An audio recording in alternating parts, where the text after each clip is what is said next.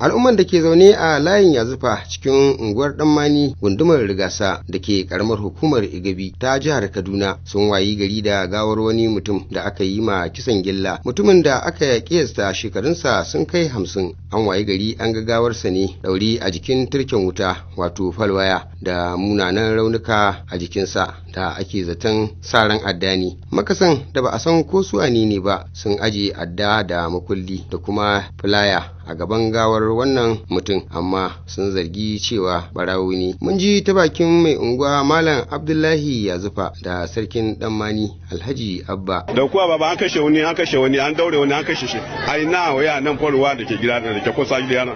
Ya kaca abin da na sani na fito na gani. Tunani man nan ba mai gida mun sarki waya na sace shi da na kira mai unguwa da Ladi insha Allah sai zuwa nan ne muka samu nan sarki na kira sarki ci to ga ina zuwa abin ya kabin da na sani kenan. To ni dai 6:30 ne yara suka zo da gudu aka sami ya faru me ke faruwa aka cewa an kashe wani an daure shi a kwaruwa na kofar gidan. Ni ma yanzu nan aka yi min waya aka ce ga wani baraho can an daure shi a falwaya amma an kashe shi. Na ce a ina kuma aka ce min daidai kofar gidan Yazufa.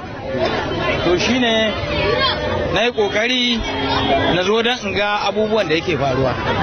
Ni ban tukunne yanzu na iso wurin ban samu rahoto ba tukunna. Da gari ya waye muka samu rahoton wannan abun da ya faru, kamar yadda ka gani yanzu muka zo ga sha daure ga wasu makamai yadda alamun dai kamar mutane ne yan anguwa tunda daure shi ne ga sara da sauransu. To yanzu bincike ne kawai zai tabbatar da menene ya faru. Sunana Abdulrashid Aminu Ahmad. Mu dai wannan ibtila'i mun tashi ne mun same shi. Mun go dan muna nan muka sama ake gaya mana ake cewa ga abin da ya faru muka zo mu domin mu tabbatar mu gani da abin da ya faru. Ni dai abin da ya gani abu ne wanda har yanzu ba ma a tabbatar shin barawo ne ko ga kala laifin ma da ya aikata ba. Saboda ba ya kai shi ga hukuma an tabbatar da me ya faru ba. Ina abu ya tada hankalin mu sosai saboda bamu san me ma ya aikata ba.